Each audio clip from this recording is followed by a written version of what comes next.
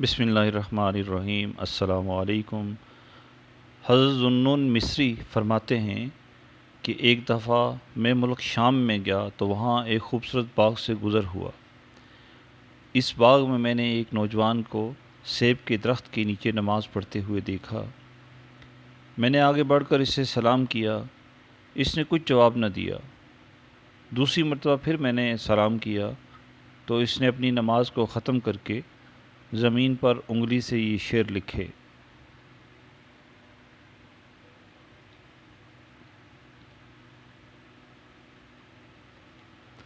جن کا ترجمہ یہ تھا: زبان بولنے سے اس لیے روکی گئی ہے کہ وہ طرح طرح کی مصیبتوں اور آفتوں کی غار ہے اور آفات کو کھینچنے والی ہے، اس لیے تمہیں چاہیے کہ جب بولو اللہ ہی کا ذکر کرو اور اسے کسی وقت بھی نہ بھولو اور ہر حالت میں اس کی حمد کرتے رہو۔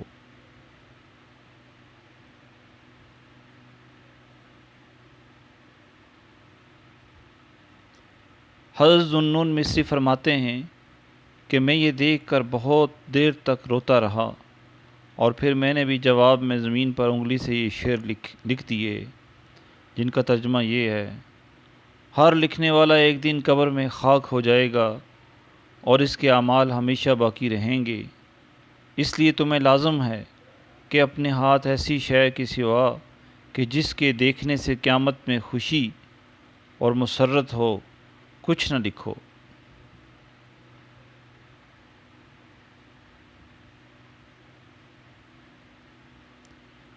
اس جوان نے یہ اشعار پڑھ کر ایک چیخ ماری اور جاں بحق تسلیم کی۔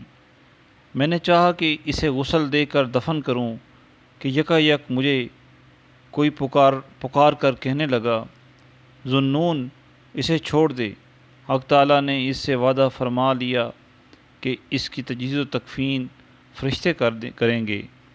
ذوالنون لکھتے ہیں کہ میں یہ سن کر الگ ہو گیا اور درخت کے نیچے نماز پڑھنے لگا۔ چند رکعتیں پڑھ کر جو میں نے لاش کی جانب دیکھا تو وہاں نشان تک نہ پایا اور نہ اس کی کچھ خبر ہوئی۔